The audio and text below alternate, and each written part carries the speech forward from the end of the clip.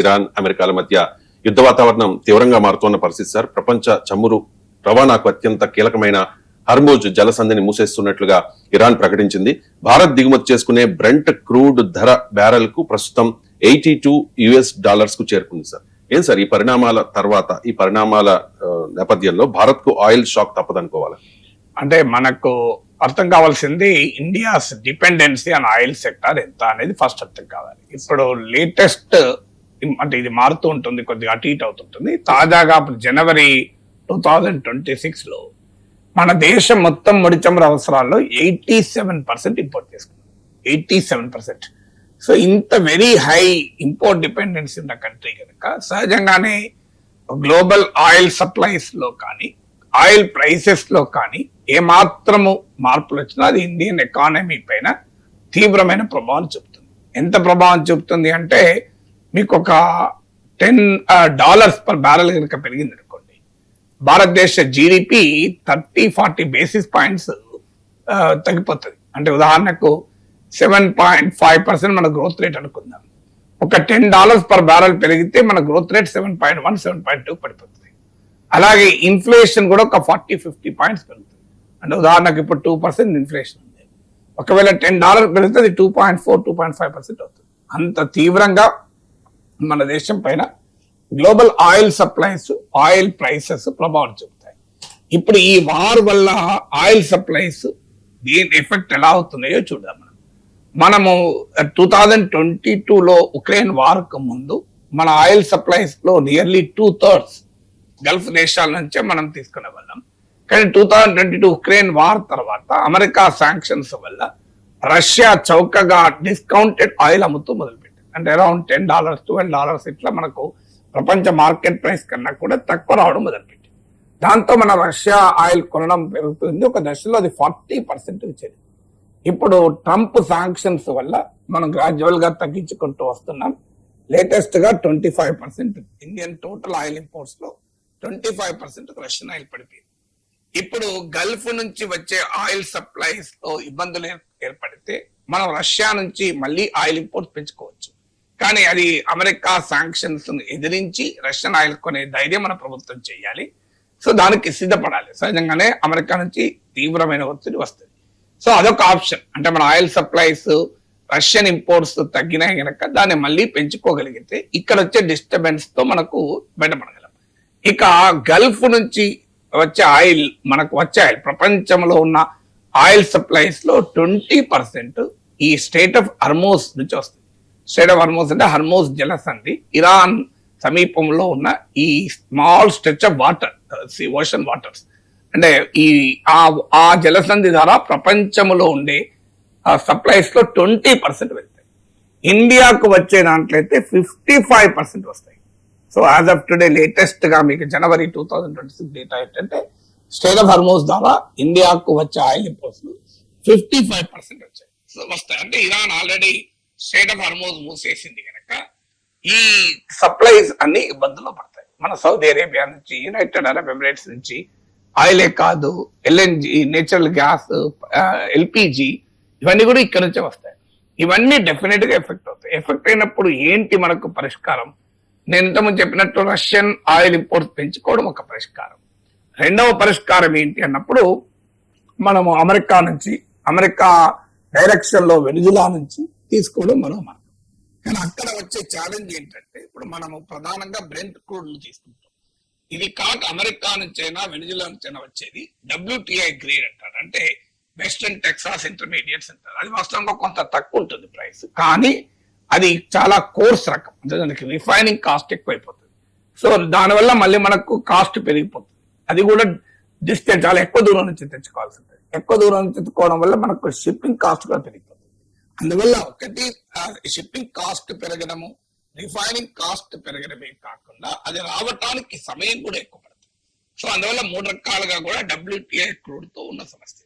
So ఇక అంటే Russian oil import చేసుకుంటే అమెరికా శాంక్షన్స్ ప్రాబ్లం, WTI రకం ఇంపోర్ట్ చేసుకోవాలంటే ఇప్పుడు నేను చెప్పిన 3 సమస్యలు. షిప్పింగ్ కాస్ట్ పెరుగుతుంది, దూరం కనుక రిఫైనింగ్ కాస్ట్ పెరుగుతుంది, కోర్స్ వెరైటీ కనుక, అలాగే మనకు లాంగ్ డిస్టెన్స్ కనుక ఆటోమేటిక్ గా దాని కాస్ట్ కూడా పెరిగిపోతూ ఉంటుంది, డిలే కూడా అవుతుంది.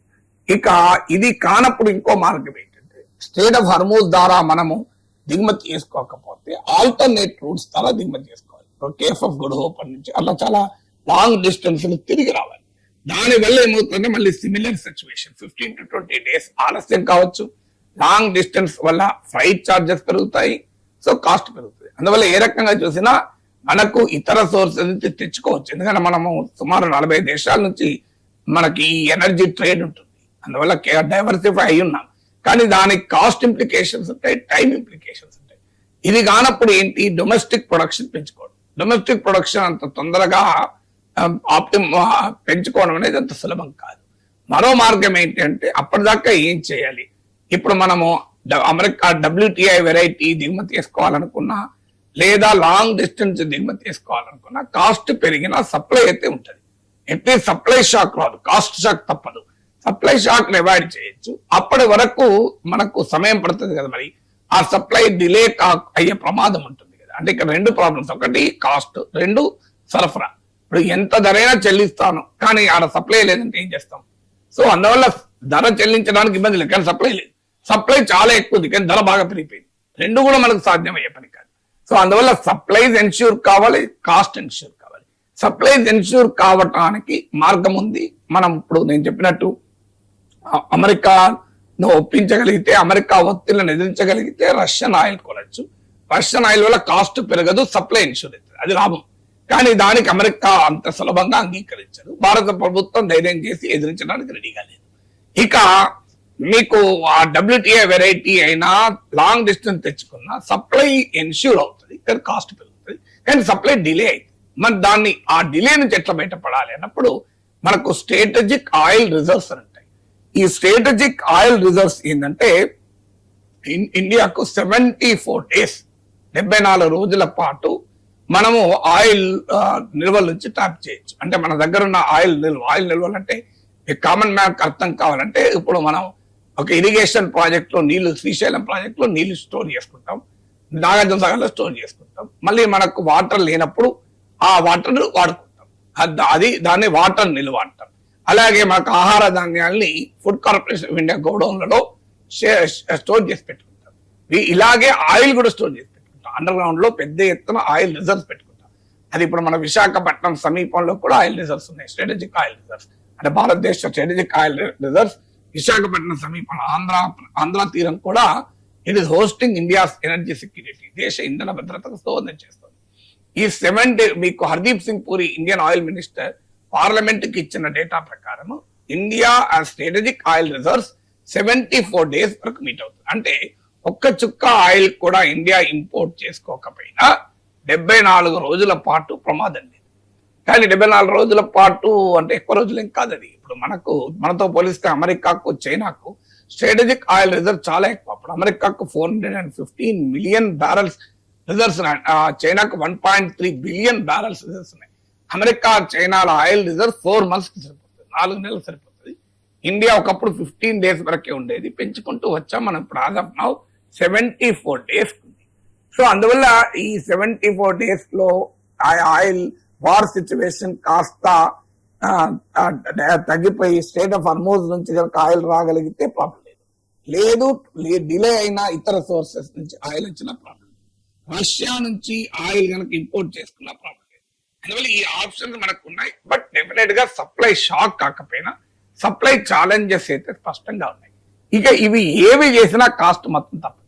ఎందుకు తప్పదంటే ఆల్రెడీ మీకు ఇది $63-62 per barrel ఉన్నాయి మీకు at the time of war beginning కన్నా ముందు. సో వార్ బిగిన్ అవుతుంది అనుకున్నప్పుడే, అంటే సాటర్డే బిగిన్ అయింది మీకు వార్, మీరు లెక్క తీస్తే ఫస్ట్ 28th రోజు స్టార్ట్ అయింది, February 28, నాకు గుర్తున్నంత February 27th వరకే.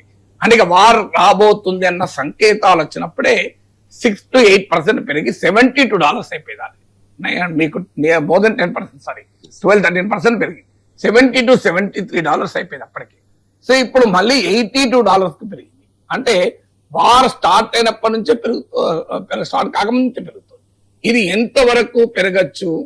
ఇదివరకు మీకు లాస్ట్ టైం 12 day వార్ అప్పుడు $120, $150 పెరుగుతుంది అన్నారు, కానీ పెరగలేదు. మీకు అప్పుడు కూడా $80 దాకా వచ్చి ఆగిపోయింది. అంటే లాస్ట్ టైం June 2025లో అమెరికా, ఇజ్రాయెల్, ఇరాన్ పైన జరిపిన 12 రోజుల యుద్ధం సమయంలో యుద్ధానికి ముందు $70 పర్ బ్యారెల్ ఉంది, యుద్ధం అయ్యాక $80 పర్ బ్యారెల్ అయింది. సో ఇప్పుడు ఆల్రెడీ $82 పర్ బ్యారెల్ అయింది 3 రోజుల్లోనే. సో ఇది కొన్ని వారాల పాటు సాగవచ్చు అని అంటున్నారు.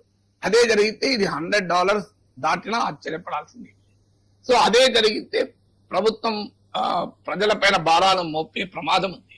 అది జరగద్దు అంటే ప్రభుత్వము ఆయిల్ ప్రైస్ తక్కువ ఉన్న సమయంలో పెద్ద ఎత్తున ట్యాక్సెస్ వడ్డించి వాటిని తగ్గించుకోగలిగితే ఆయిల్ షాక్ భారత ప్రజలపైకి రాకుండా ఉంటుంది.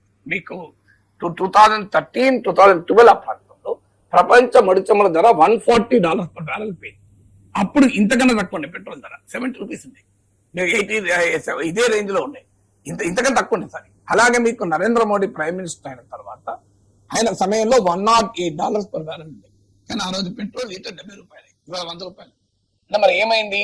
$108 పర్ బ్యారెల్ ఉన్నప్పటి ప్రైస్ కన్నా కూడా $60 పర్ బ్యారెల్ ఉన్నప్పుడు ఎక్కువ ఉన్నది. అంటే కారణం పెద్ద ఎత్తున ట్యాక్సెస్ వేశారు ఈ కాలంలో.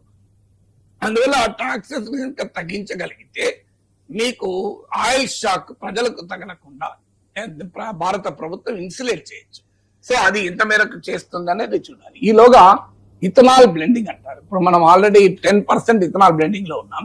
ఇది క్యాలిబ్రేటెడ్ గా కొద్ది పెంచుతూ వస్తుంది. ఇప్పుడు నెక్స్ట్ ఐ థింక్ ఏప్రిల్ నుంచి E20 అంటున్నారు. అంటే ఇథనాల్ 20% బ్లెండ్ కావాలి. మనకు దానికి ఒక పెద్ద ఛాలెంజ్ కూడా ఉంది.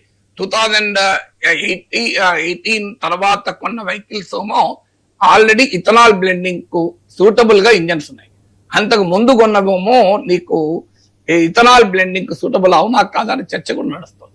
సో బట్ ఏదైనా ఇథనాల్ బ్లెండింగ్ 20% కనుక చేస్తే ఇథనాల్ ఏమో షుగర్ నుంచి, మేజ్ నుంచి తయారవుతుంది.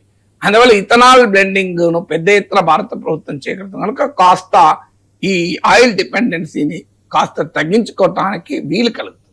సో బట్ అది ఏదైనా లాంగ్ టర్మ్ అయితే తప్ప ఇమీడియట్ రిజల్ట్ ఉండదు. సో అందువల్ల ఇమీడియట్ గా మనం ఛాలెంజ్ అయితే అనివార్యంగా రాక తప్పదు. మనం పోనీయండి WTI రకం దిగుమతి చేస్తున్నాం అనుకుంటే అది రిఫైనింగ్ కాస్ట్ పెరుగుతుంది.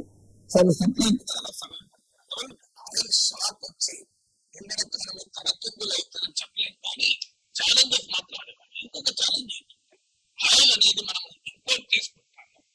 ప్రపంచవ్యాప్తంగా ఆయిల్ ట్రేడ్ అత్యధికంగా డాలర్ బదులు, అందుకే దాన్ని పెట్రో డాలర్ అంటారు. ఒక రష్యాతో మనం కాస్త, ఇరాన్ తో గతంలో ఈ రూపీ ట్రేడ్ జరిపాము, కానీ ఇరాన్ తో అమెరికా శాంక్షన్స్ వల్ల ఇరాన్ నుంచి కంప్లీట్ గా ఆపేస్తున్నాం. ఒకప్పుడు మన టోటల్ ఆయిల్ ఇంపోర్ట్స్ లో 10% ఇరాన్ నుంచి. ఇప్పుడు ట్రంప్ ఒత్తిళ్ల మేరకు మళ్ళీ రష్యా నుంచి కూడా మనం ఆపుకుంటున్నాం. రష్యా నుంచి కూడా మనకు రూపీ ట్రేడ్ స్కోప్ ఉంది, కానీ అదర్వైజ్ ఆయిల్ ట్రేడ్ మొత్తం డాలర్ డినామినేటెడ్. ఇండియన్ కరెన్సీ భారత రూపాయి డాలర్ తో పోలిస్తే పడిపోతుంది. ప్రపంచంలో అన్ని దేశాల కరెన్సీలు, అత్యధిక కరెన్సీలు అప్రిషియేట్ అవుతుంటే ఇండియన్ కరెన్సీ పడిపోతుంది. లేటెస్ట్ గా కూడా మళ్ళీ ₹92 డాలర్. సో డాలర్ ప్రైస్ పెరుగుతున్న కొద్దీ రూపీతో పోలిస్తే మన చెల్లింపుల భారం కూడా పెరుగుతుంది. అంటే ఉదాహరణకు మనం ఒక $100 ఆయిల్ దిగుమతి చేసుకుంటే అంతకుముందు ₹90 ఉందనుకోండి, 9,000 చెల్లిస్తాం. ఇప్పుడు ₹92 అయితే 9,200 చెల్లిస్తాం. సో అందువల్ల ఒకవైపు డాలర్ అప్రిసియేషన్, రూపీ డిప్రిసియేషన్ భారం కూడా ఇండియన్ కరెన్సీ కనపడుతుంది. అదే జరిగితే ఏమో దాంతో పాటు మనం డాలర్లు ఎక్కువ ఖర్చు పెట్టాల్సింది. ఆల్రెడీ అమెరికా టారిఫ్లు, ట్రేడ్ శాంక్షన్స్, ఈ గందరగోళం వల్ల మనకు ఎక్స్పోర్ట్స్ ఆశించిన స్థాయిలో పెరగడం లేదు. అంటే మన డాలర్లు సంపాదించడం తగ్గిపోతుంది. ఆల్రెడీ 90 లక్షల మంది భారతీయులు ఈ గల్ఫ్ దేశాల్లో పనిచేస్తున్నారు. సో వారికి ఉపాధి కనుక ప్రమాదంలో పడితే అక్కడ నుంచి వచ్చే ఫారిన్ రెమిటెన్సెస్ డాలర్లు కూడా తగ్గిపోతాయి. ఒకవైపు ఏమో డాలర్లు తగ్గి మీరు ఆయిల్ ఇంపోర్ట్స్ ఎక్కువ డాలర్లు చెల్లిస్తే మీకు ఫారిన్ ఎక్స్చేంజ్ సవాళ్ళు కూడా వస్తాయి. అయితే ఇప్పటికిప్పుడు ఇది ప్రమాదం లేదు, ఎందుకంటే మన దేశం వద్ద $700 బిలియన్ ఆఫ్ రిజర్వ్స్ ఉన్నాయి. $700 బిలియన్ అన్ని డాలర్లు కాకపోవచ్చు, కానీ అందులో అత్యధికంగా డాలర్లే. సో అందువల్ల ఇమీడియట్ గా షాక్ కాదు. $700 బిలియన్ నుంచి 600 అవుతుంది, 500 అవుతుంది, కానీ అదేమి 50కి 100కి పడిపోతుంది కదా. అందువల్ల నేను ఇప్పుడు దాకా చెప్పిన ఎంటైర్ విశ్లేషణ సారాంశం ఏంటంటే supply challenges, cost and risk.